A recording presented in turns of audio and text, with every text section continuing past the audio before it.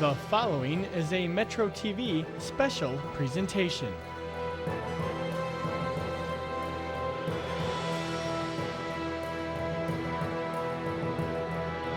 Board of 55,000 degrees, and I think they're going to ask me to moderate this panel in my hat as a business person. So that last question was an important one. I think part of the point here is this community goal of raising our education level is not important only to the education institutions or to the government that relies on productive workers for its tax base, but it's also essential to the business community, which needs great people to be both its employees and its customers to thrive in this location. So this really is a community-wide collaboration. I take encouragement from the data that we just saw for one reason. It shows that intentionality can produce better outcomes, and there has been an enormous amount of work in the education community to get some of those trends going in the right direction, and with candor in addressing the fact that we have to go faster and do more, I think we can continue to build on that. We have a great panel here to talk about this. We're going to only bite off one part of the challenge here, which is the fact that declining college-going and enrollment rates mean, as Mary Gwen said, fewer graduates will come out of the pipeline unless we do something to increase the success rate, the persistence at staying in school, and the success at completing a degree of the smaller number of people who are going to school, and bring more comebackers, more adult learners back into the system, and similarly get those kinds of results. So the other piece that is crystal clear when you drill down on the data is the underprepared, under-resourced, and underrepresented students are where we must look for our community's future prosperity. There is no other way. 52% of JCPS today is non-white. 62% is on free and reduced lunch. These are the people who are going to create our community 30, 40 years from now. That is where we are, and that's where we're going to build our prosperity. So, Mary Gwen has introduced the panel. I'm going to shut up now and just start to ask some questions. We're supposed to end at 12. We're not. The panel has graciously agreed to stay another 10 or 15 minutes. If you need to leave at 12, please get up and do so. Everyone will understand. So I'm going to start with Provost Shirley Willihnganz. U of L has dramatically improved its six-year graduation rate over the last 7 years, from about 35% to almost 52% in a pretty short time. And I understand that your trustees have told you, good start. You know, let's keep it going. Can you share some of your strategies and what your data tells you still needs to be done, and ideally shine a light about how the rest of the community can help with that? Okay. I talk fast, and so I'll maybe make up a little bit of time for us. So the numbers are actually better than David even suggested. If you go back to 1998, our graduation rate was 30.1. This year we'll report 53.6, which is a huge gap, I mean a huge closing of the gap that we have had. As David said, you know, that puts us not quite at the national average. So while that improvement makes us it makes us number 7 in the country in terms of how fast we're improving our graduation rate, it gets us to about the national average, and I keep telling everybody, let's put that on a bumper sticker. We're no worse than anybody else. That's not really where we want to be as a university. So I think for all of us, getting that number higher is a really important goal. We continue to work at that. So let me just talk for a minute about some of the improvements. Our college enrollment numbers are up about 12%. We enrolled about 2,800 830-something students this fall. So our enrollment numbers are up. That's really good news. Our retention numbers are also up. Our first to second year retention numbers, for example, will hit almost 82%. This year, that's a 4-point increase over the previous year. And as we're doing this, the profile of our incoming freshmen is also going up. So Mary Gwen talked about kind of national average being at about 20%, or Kentucky benchmark being at about 20, an ACT of 20. Ours is at about 25.3 for the class that came in this year. Now, as we're doing that, we are also aware that from a public policy perspective and from our own sense of social justice, we can't do this by leaving all the groups that really need a college education that we've been talking about today, the underprepared, the minority populations, behind. And so that freshman class represents, or our students at U of L, about 38% of our students that we bring in each year are from those groups that we as a community, and that David mentioned, we know we need to concentrate on. So as I'm talking about these success figures, please be aware that the U of L population, we have continued to keep our commitment to the whole community through our enrollment. But here's what we find. Even though our numbers are improving dramatically, what we find is if we look at that graduation rate, we find that the students that are coming in underprepared, underfinanced, underrepresented minorities, their graduation rate is at about 44%. So if you pull that out, remember I said the whole is about 53.6. That means that the students that are coming in not in those groups are graduating at about 60% already, which is where we told our Board of Trustees we would be in 2020. So what we need to look at is how we can concentrate in on that group. And that's probably what we need to do to keep the numbers going up. Now, that group is made up of people, a lot of different kinds of people, so I don't want to stereotype here. But some of the university partnerships with Scholar House, with UPS, with Simmons, those are really important partnerships for us. And a lot of our students are coming to the university through those mechanisms that does allow them a way to enroll in college and get a degree, often with financial support.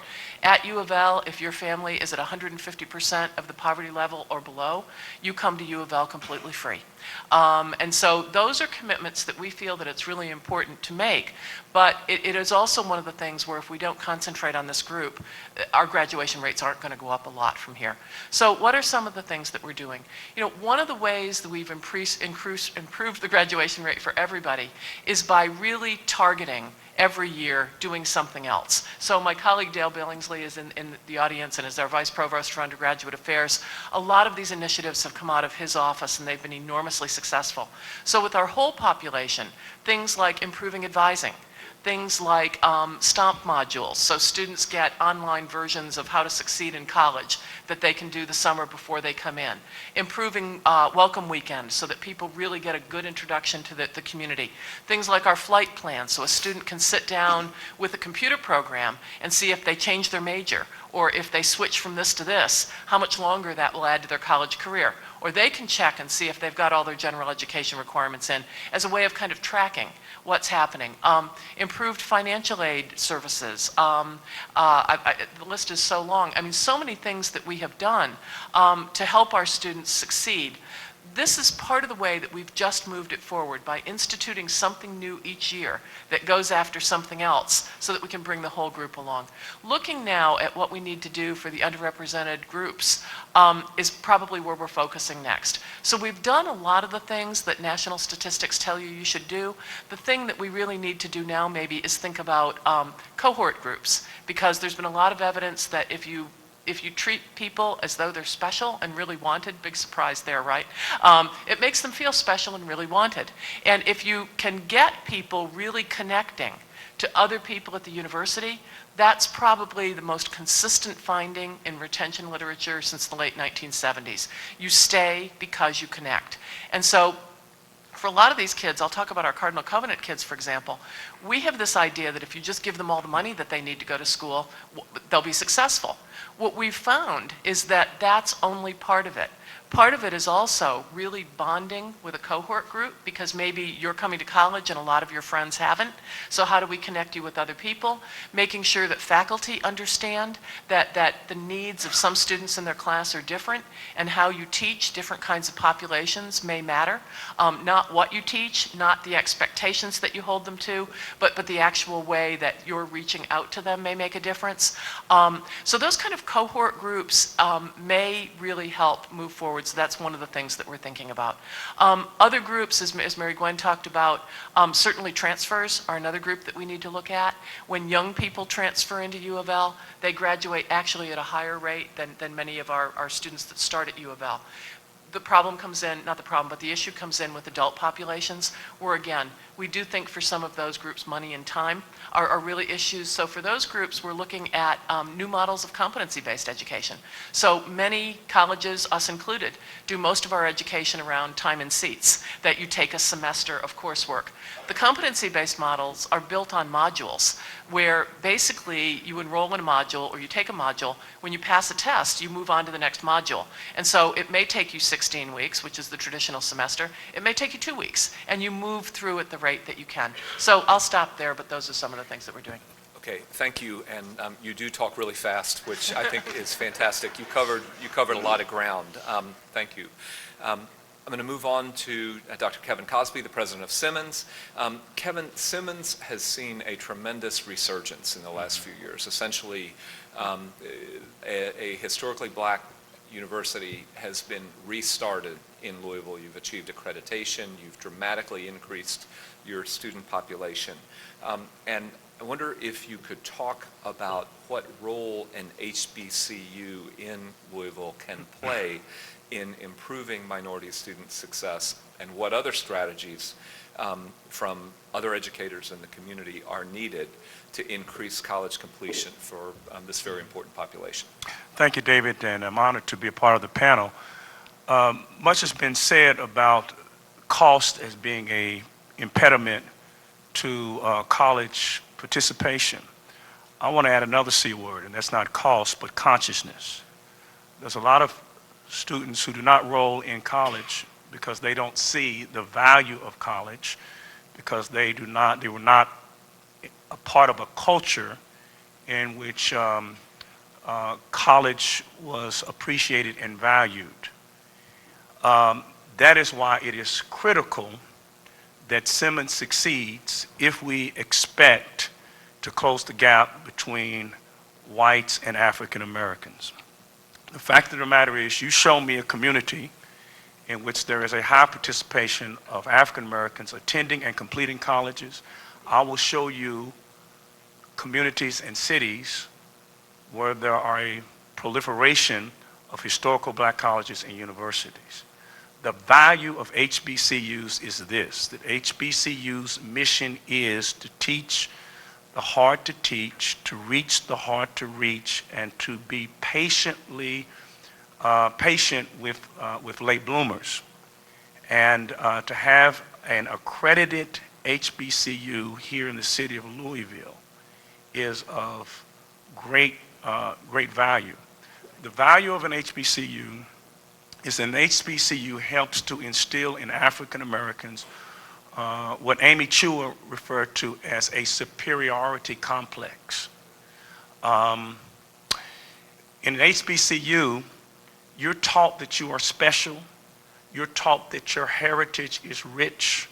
You're taught that when God made you, God was not guilty of any form of creative malfeasance. And when to go to a classroom, for example, ethnic groups that excel are ethnic groups that have a heightened sense of appreciation of their culture. I mean, if I am a Jew and I go to an algebra class with the consciousness that I am the chosen person of God, that will greatly aid you in your confidence level when it comes to taking that algebra class. But if I go to a class with the consciousness that I came from nowhere, that I am nobody, that I am innately inferior, that is going to affect your abilities and how you perform in the classroom. So Simmons is now fully accredited.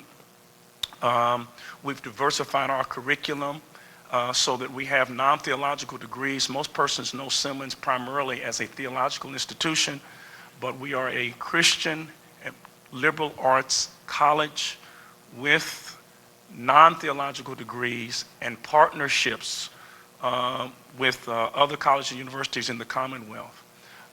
We have an articulation agreement with the University of Louisville so that 64 of our credit hours in general studies are transferable to the University of Louisville. The result of the accomplishments that Simmons has achieved in recent years has resulted in a major increase in our enrollment. In fact, Simmons College of Kentucky is the fastest growing percentage-wise college in the entire state of Kentucky. And that is important. It is important because the unintended consequence of integration has been this, that integration to a great degree has benefited black professionals, but the masses of African Americans still lived in segregated, socially isolated neighborhoods. Now, when I talk about Simmons, many people were saying, well, does that not constitute a segregated institution?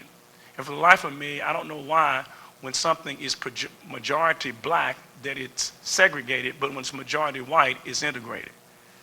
The fact of the matter is that we live in a segregated city.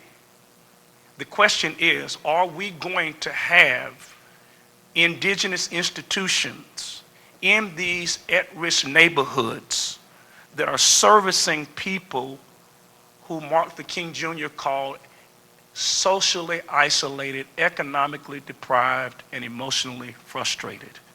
Simmons College of Kentucky is that institution that can get African Americans started. We can graduate them, and then we can fan them out also to other universities and colleges. One last thing, and that is this. There is a revolution taking place in the black community that if we don't interpret Ferguson right, we're missing it. What made African Americans great from 1865 through the King era was something that actually started here in Louisville at Simmons College, and it is the buzzword among black intellectual progressives. And that is the phrase, the politics of respectability. And the politics of respectability is simply this, that African Americans would protest. We protested for the purpose of being productive, for the purpose of being respectable, to dispel the myths of white supremacy. Today, when we talk about protests like Ferguson, it is not protest in the Rosa Parks, Martin King tradition. It is protest not so African Americans can have the opportunity to be productive, but it is protest in order that we might accept in our culture a behavior that is unacceptable. And that's the difference between the two protests. Simmons represents the protest, the politics of respectability. And so. All right, thank you, Kevin. There's a lot to think about here, and holding these people to 5 minutes each is really unfair.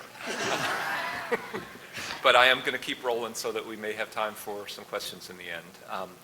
Next, Laura, we're going to turn to you to talk about Jefferson Community and Technical College, where you are Dean of Academic Affairs. So this is right in your bailiwick. JCTC has a preponderance of students who are under-resourced. You also have underrepresented minorities. You have, the community colleges nationwide are the place where people start to get an education when they don't start with resources and preparation. And you guys are you're the beginning of the dream, but historically, like other community colleges nationwide, JCTC has had very low completion rates. I understand that over the last few years, through a network called Achieving the Dream, you have improved your student success indicators in a pretty meaningful way that comes through the data here. I also understand that your preliminary enrollment data for fall 2014 shows that you bucked the national trend of decline in community college going. So I would ask you to share some of what's working and also call out what the community needs to understand about what we need to do to help. Sure, thanks. Well, as a community and technical college, we have always taken great pride in our open access mission. We always have and we always will. But we have not been very proud of our persistence and completion rates. So in 2011, we decided we really needed to do something differently to get a handle on helping our students be more successful. And that's when we joined this network, Achieving the Dream. And Achieving the Dream is the nation's leading effort to help community colleges shift from an access agenda to a completion agenda. And with Achieving the Dream, one of the fundamental principles was to really do a thorough investigation of all of our available data about student achievement and to really make sure that we're making evidence-based decisions. And so before I go any further, I think it's really important that I explain to you the profile of a Jefferson student because it will resonate with many of the things that you've heard today. Our average student age is 26. 49% of our students are the first in their family to go to college. 87% work 20 hours or more per week. 69% of our students only attend part-time. 21% of our students are African American, which we're proud to say is the largest enrollment of African American students within the state of Kentucky. Our average ACT score is 18, and 51% of our students need at least one developmental course coming to our college. 2/3 of our students are Pell Grant eligible. And I think this is something important for you to hear. Of those students who are Pell Grant eligible, the median household income is $23,000. And the bottom quartile of that group has a household earnings of $9,200 a year. So a large majority of our students are coming to us from poverty, living in poverty. And along with that brings many challenges for persistence. Another thing that was we dug into our data, we really discovered that there were 5 major groups or areas of achievement gap. One was among our first-time freshmen, our African American students, our male students, students taking developmental math, and low-income students. One of the most striking pieces of data that we discovered in studying our low-income students was the relationship between income and academic success. And using census tract data, we were able to look at where our students lived and the income in that area and their success rates in our top 15 enrollment courses. And what we found was students who live in an area who earn a living wage or lower, or actually just lower than a living wage, had a failure rate of 61%, compared to those students who lived in an area where they earned a living wage or higher, and it was 4.9%. So students coming from a low-income area or a low-income household are 12 times more likely to fail than students who are coming from a household earning a living wage. That really struck us, and we knew that this was not about academic ability, this was not about intellect, this was about life. And our students tell us over and over again, it's not about the coursework, it's about life showing up and interrupting their progress. It's about childcare, it's about transportation, it's about a changing job schedule, family responsibilities, health issues, all of these things where resources are desperately needed to be able to stay in college and stay focused on academics and to prevent life derailing these students. So in thinking about the needs of our low-income students, our previously poor persistence rate with first-time freshmen, and our preponderance of first-generation students, we knew that what we wanted to do was focus on setting students up to be as successful as possible from day one. And so what we created was a first-year experience program. This isn't rocket science. Many other colleges are doing this, but at community colleges, this has not been something that we have done well in the past. We think because our students work, we're doing them a service by keeping them on campus as little as possible so they can get on with their life. And our students deserve to be fully informed about how college works and how to be successful. So we created a new orientation program that's mandatory for new students. It's a full day. It gives them that opportunity to really build relationships and connect with our institution, to learn what their next steps are, how college works, and to feel like they're really part of something.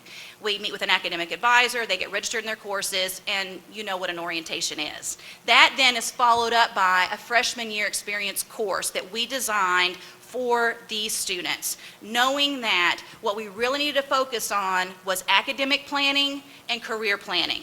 That if students didn't have clearly defined goals and a well laid out path to completion, they wouldn't make it.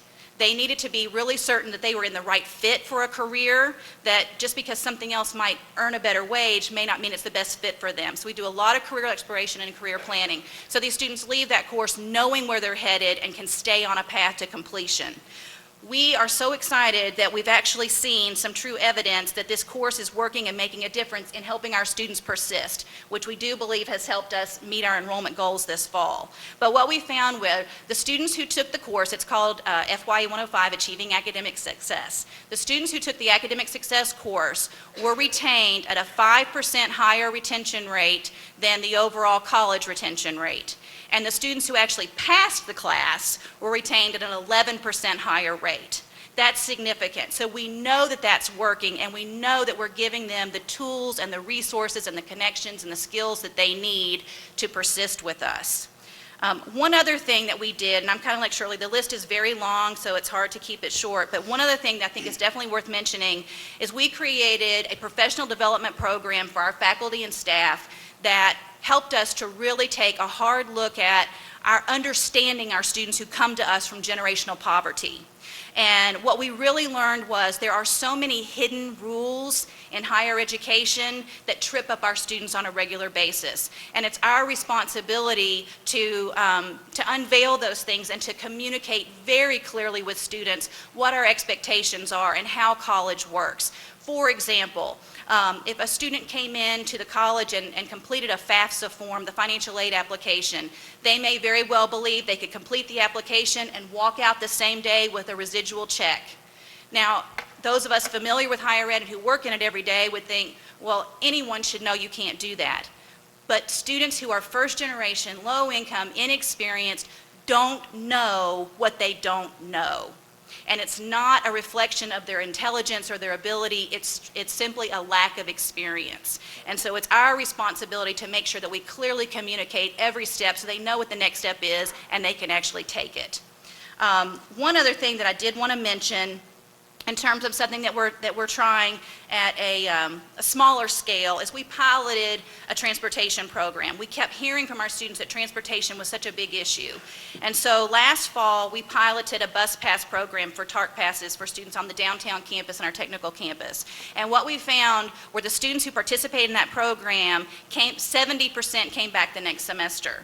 So we thought, there's something to this. This is making a difference. So this fall, we decided to extend the program, and what we have found is of the students participating in the Bus Pass program this fall, 77% are already enrolled for the spring semester. So this is something that we would love to grow, but we really need external support and funding to be able to scale that up to really make a strong difference for our students.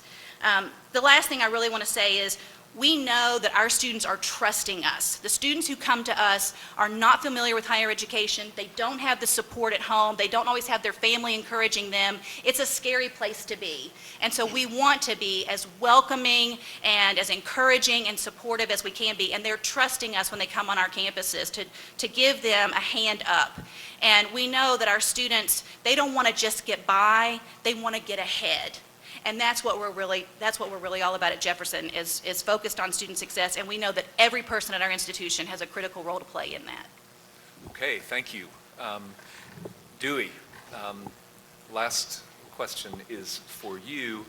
We've heard today how much JCPS has improved college and career readiness, but we've also heard the data that shows, and if I understand it right, the 2007 cohort, which we've now been able to track through, of those who went to college, they completed at a rate a third lower than the national average, as best we can tell from the data. So that's a kind of a sobering fact in the background of how we're defining college and career readiness.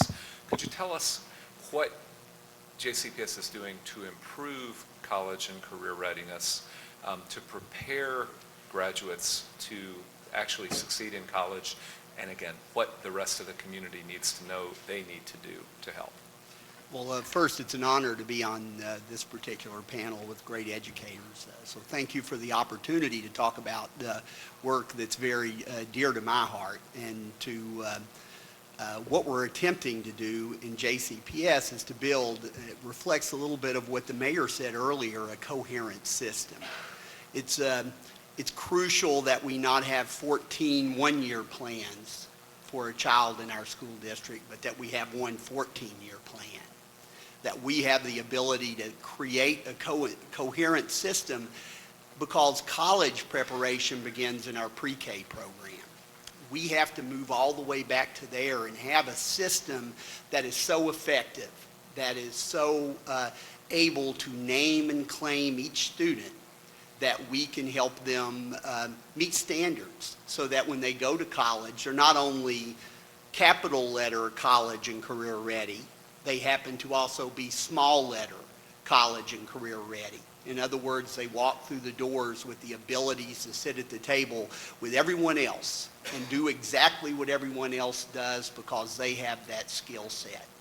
So there are a lot of very technical things we have done to improve systems across the board in our school district, including professional learning communities that identify, name and claim students in a very meaningful way and create individualized plans for those students.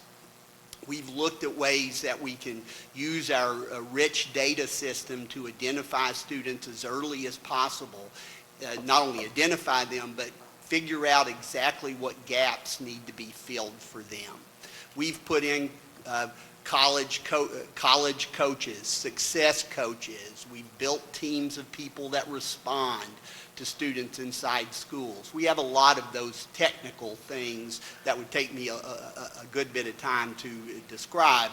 So I'll kind of take it to a little bigger picture of adaptive change.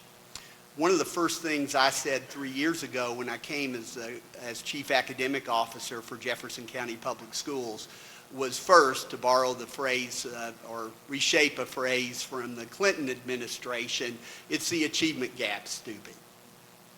That if we didn't have the ability to recognize that we had a moral imperative to meet the needs of students who traditionally had been either disenfranchised or traditionally unsuccessful, if we couldn't build a school district with that kind of heart, we would never be able to meet the college and career readiness goals that we're rapidly moving toward. We talked a lot about, which is a real problem in universities, and colleges, experienced it myself at Berea College, it's the sense of belonging. My first fear coming from poverty, walking into Berea College, was that I really didn't belong there as a student. So we have taken that notion, that concept of creating a sense of belonging, and turned it into action. We've created everything from mental health services to something that many of you all are aware of called Louisville Linked, where we've connected with agencies in our city to really think about how we can be optimally compassionate, and how we can have a system that acts on that and connects to the needs of kids and families, to which we've responded in 2 years to about 70,000 needs through that agency. But part of it is working to strengthen instruction and curriculum and assessment, and that sense of belonging, those dispositions of kids inside schools. To do that, principals and teachers have to be of the highest quality. They have to be able to say, these are the needs of the students here, and we're going to meet it.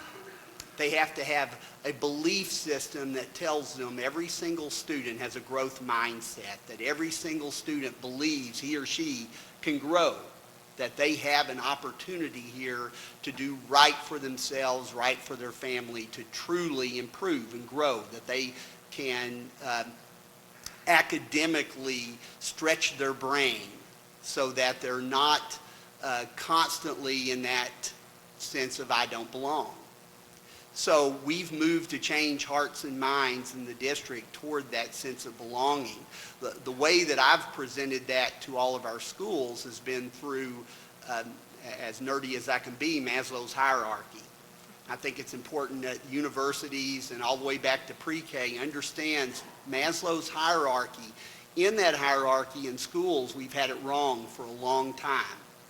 Kids who achieve get to belong.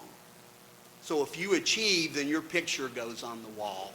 If you achieve, you're the captain of the basketball team, or you're the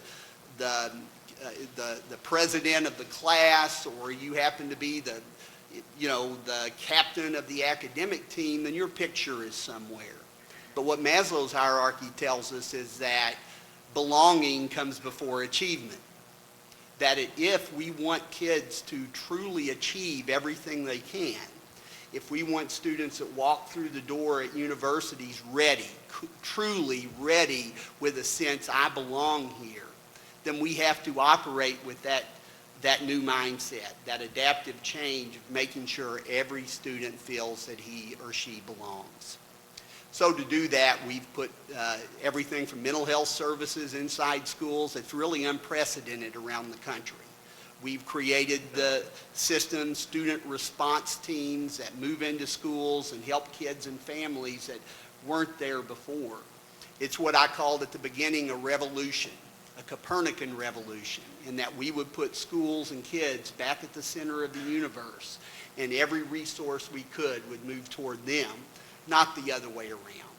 So that kind of adaptive change is showing us where every single student group grew over the last 2 years. 2 years in succession, every single student group has gone up. I've looked around the country.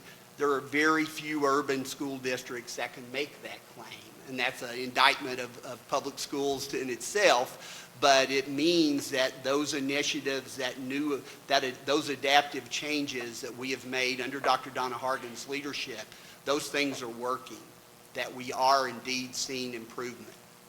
We've also looked at ways through college and career readiness that we can make partnerships with universities, with Kentuckiana Works, with Metro United Way, with GLI, with every organization. We've opened our doors in a way that is somewhat unprecedented, that we've worked with them so closely around putting kids on success pathways. Part of what we believe, that the notion of a career pathway or a success pathway means that we will name and claim every single student. We will help them discover a relevance, a sense of significance and meaning in what they do inside school, and we will shine the light for them to show them out front of that, this is what's possible. And who that's most important for are kids from poverty, and kids that face stereotype threat, and kids that face that lack of belonging. So there are a lot of initiatives in place. There's a lot of passion moving toward this work with great principals and great teachers and great central office staff leading that way, while at the same time I point to what the data tells us, a tolerance for truth in that data is we still have a long way to go, but we can get there as a community. Thank you, Dewey. I am afraid that I'm going to have to exercise the prerogative here of the moderator to respect our commitment that we would end about 15 minutes over, which we're doing. But let me try to put a wrap on this. I think we've heard from the panelists representing, the largest educational institutions and the most important in many ways in our city, a couple of really important themes. One is institutional systemic change can happen. Shirley said it, I think, really well. Every year, we got to pick something else to focus on. And I think Laura and Dewey, they were on those same themes. Yeah, there's lots of social problems that come into the schools, but you got to figure out what works and tee it up and knock it down. Kevin very eloquently highlighted that we are living, the educators are living in an environment where cultural messages, where definitions of who we are come into the schools and impact our ability to feel like we belong or to aim ourselves at, at a target that is high enough. And what 55K has been about from the beginning has been really measuring stuff, putting names on things. Laura pointed out with reference to students who are coming to JCTC from poverty that they don't know what they don't know. Well, none of us know. Nobody knows what they don't know. And part of the mission of 55K is to show those of us, and all of you in this room are us in this context, to show us what we don't know about the outcome of our collective effort, to put names on problems and to thereby empower us to go after them.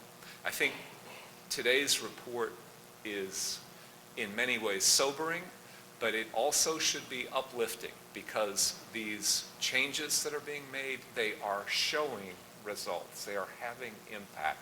And the injunction to keep doing the same thing harder is not what anybody should hear today. What we should hear is we've made changes and they're working and we're building new things and they're going to have impact.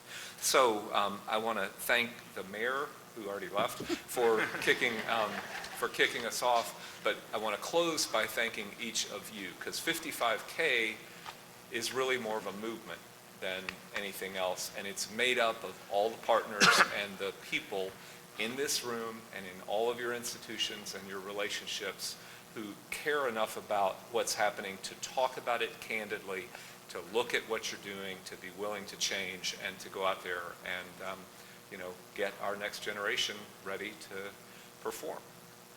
Thank you.